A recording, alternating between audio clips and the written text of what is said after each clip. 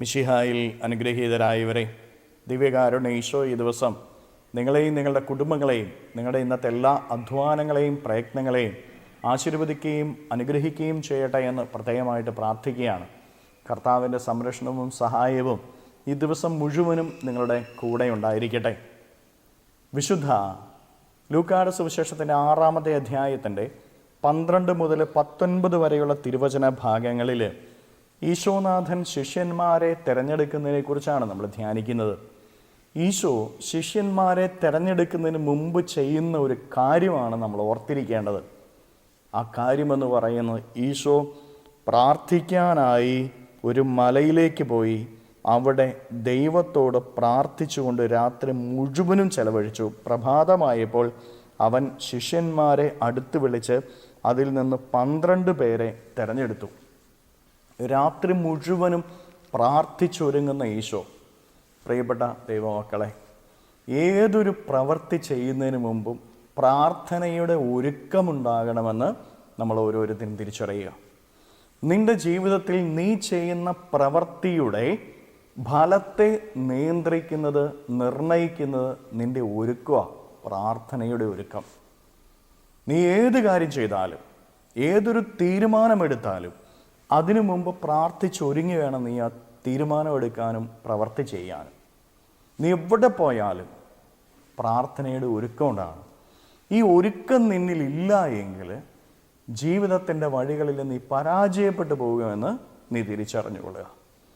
നമ്മുടെ ജീവിതത്തിൽ പല കാര്യങ്ങളും നമ്മൾ പരാജയപ്പെട്ടു പോകുന്നതിൻ്റെ കാരണം എന്താ? പല കാര്യങ്ങളും നമുക്ക് നേടിയെടുക്കാൻ പറ്റാത്തതിൻ്റെ കാരണം എന്താ? പ്രാർത്ഥനയുടെ ഒരുക്കം ഇല്ലാത്തതുകൊണ്ടാണ്. പ്രിയപ്പെട്ട ദൈവമക്കളെ, തീരുമാനങ്ങൾ തെറ്റിപ്പോകാനുള്ള കാരണം ഇതാ. പ്രാർത്ഥനയുടെ നിമിഷങ്ങളിൽ പരിശുദ്ധാത്മാവ് നമ്മൾ പ്രവർത്തിക്കും.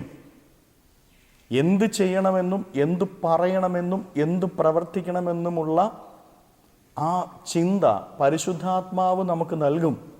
ആത്മാവ് നമ്മളിൽ പ്രവർത്തിച്ചാൽ നമ്മളെടുക്കുന്ന തീരുമാനങ്ങൾ തെറ്റില്ല, നമ്മുടെ പ്രവർത്തനങ്ങളിൽ നമ്മൾ പരാജയപ്പെടില്ല എന്ന് നമ്മൾ ഓരോരുത്തരും തിരിച്ചറിയണം.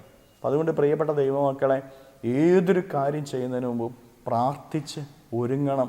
ആ ഒരുക്കമാണ് നിൻ്റെ ജീവിതത്തിൽ നീ ചെയ്യുന്ന കാര്യത്തിൻ്റെ വിധി നിർണയിക്കുന്നത് എന്ന് തിരിച്ചറിഞ്ഞുകൊള്ളുക. വീണ്ടും നമ്മൾ തിരിച്ചറിയേണ്ട മറ്റൊരു യാഥാർത്ഥ്യം കൂടെയുണ്ട്. ഈശോ പ്രാർത്ഥനയ്ക്ക് ശേഷം 12 ശിഷ്യന്മാരെ തിരഞ്ഞെടുത്തു. ആ തിരഞ്ഞെടുപ്പിലുണ്ടായിരുന്നവനായിരുന്നു യൂദാസും. പ്രാർത്ഥനയുടെ ഫലമായിട്ട് തിരഞ്ഞെടുത്തവരിൽ യൂദാസും ഉണ്ടായിരുന്നു. ആ തീരുമാനം തെറ്റല്ലായിരുന്നു, ശരിയായിരുന്നു. കാരണം ദൈവീക പദ്ധതിയുടെ പൂർത്തീകരണത്തിന് ഈശോയുടെ ശിഷ്യന്മാരിൽ യൂദാസും ഉൾപ്പെടേണ്ടിയിരുന്നു. കുടുംബജീവിതങ്ങളിൽ പലപ്പോഴും പലരും പറയാറുണ്ട്, എനിക്ക് ലഭിച്ചിരിക്കുന്ന ജീവിത പങ്കാളി, എനിക്ക് ലഭിച്ചിരിക്കുന്ന മക്കൾ എനിക്ക് ലഭിക്കേണ്ടതല്ലായിരുന്നു. ഞാൻ ഒത്തിരി പ്രാർത്ഥിച്ചിട്ടും എന്താ വെച്ചാൽ ഇങ്ങനെയുള്ള ജീവിത പങ്കാളി എനിക്ക് കിട്ടിയത്, തീരുമാനം എന്തേ തെറ്റിപ്പോയത്. പലരും ജോലി മേഖലയിൽ പ്രവർത്തിക്കുമ്പോൾ കൂടെ ജോലി ചെയ്യുന്നവരെക്കുറിച്ച് പരാതി പറയാറുണ്ട്. ഒത്തിരി പ്രാർത്ഥിച്ചു പോയിട്ടും കൂടെ ജോലി ചെയ്യുന്നവരെല്ലാം എങ്ങനെയുള്ളവരാ. സമൂഹത്തിലുള്ളവർ പറയാറുണ്ട്, ഇങ്ങനെയുള്ളവരാ കൂടെയുള്ളത്. പ്രിയപ്പെട്ട ദൈവമക്കളെ, അത് ദൈവീക പദ്ധതിയുടെ പൂർത്തീകരണത്തിന് വേണ്ടിയിട്ടാണ് എന്ന് നീ തിരിച്ചറിയാം. നിന്നെക്കുറിച്ച് ദൈവത്തിനൊരു പദ്ധതിയുണ്ട്.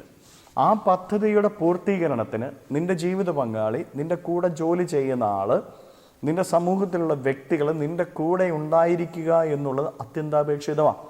ദൈവം നിനക്കായി ഒരുക്കിയിരിക്കുന്ന പദ്ധതി നിന്നിൽ പൂർത്തീകരിക്കപ്പെടുന്നതിന് പ്രിയപ്പെട്ടവരെ, ഈ പറയുന്നവരൊക്കെ നമ്മുടെ കൂടെ ഉണ്ടാവണം. അത് ദൈവത്തിൻ്റെ പദ്ധതിയുടെ ഭാഗമാണ്.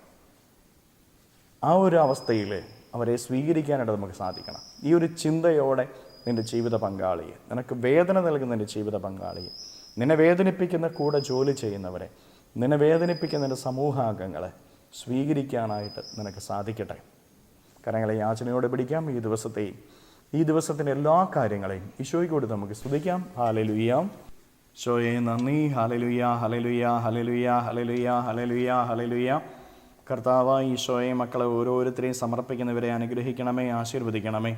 ഇവരുടെ ജീവിതങ്ങളിലേക്ക്, ഇവരുടെ അധ്വാനങ്ങളിലേക്കും അങ്ങ് ഇറങ്ങിച്ചെന്നവരെ സംരക്ഷിക്കുകയും സഹായിക്കുകയും പരിപാലിക്കുകയും ചെയ്യണമേ. ഇവരുടെ ജീവിതത്തിൽ നിന്ന്, ജീവിത വഴികളിൽ നിന്ന്, അധ്വാന മേഖലകളിൽ നിന്ന് സർവ്വ തിന്മകളും ബന്ധനങ്ങളും കെട്ടുകളും പിശാചിൻ്റെ ഉപദ്രവങ്ങളും നാരകീയ ശക്തിയുടെ പ്രവർത്തനങ്ങളും പൈശാചിക ആരോപികളുടെ പ്രവർത്തനങ്ങളും നിർവീര്യമായി തീരട്ടെ എന്ന് കേൾപ്പിക്കുന്നു. എല്ലാ കെട്ടുകളും ഇവരിൽ നിന്ന് അഴിയട്ടെ എന്ന് കേൾപ്പിക്കുന്നു. എല്ലാ ദുഷ്ടതയും നിർവീര്യമാകട്ടെ എന്ന് കേൾപ്പിക്കുന്നു. ഈശോയെ, ഇവരെ ഓരോരുത്തരെയും അനുഗ്രഹിക്കണമേ, ആശീർവദിക്കണമേ. ഇവരുടെ ഇന്നത്തെ എല്ലാ അധ്വാനങ്ങളിലും അങ്ങ് കൂടെ ഉണ്ടായിരിക്കണമേ. അങ്ങ് ഇവരെ ഓരോരുത്തരെയും സഹായിക്കണമേ ഈശോയെ. Hallelujah, hallelujah, hallelujah, hallelujah.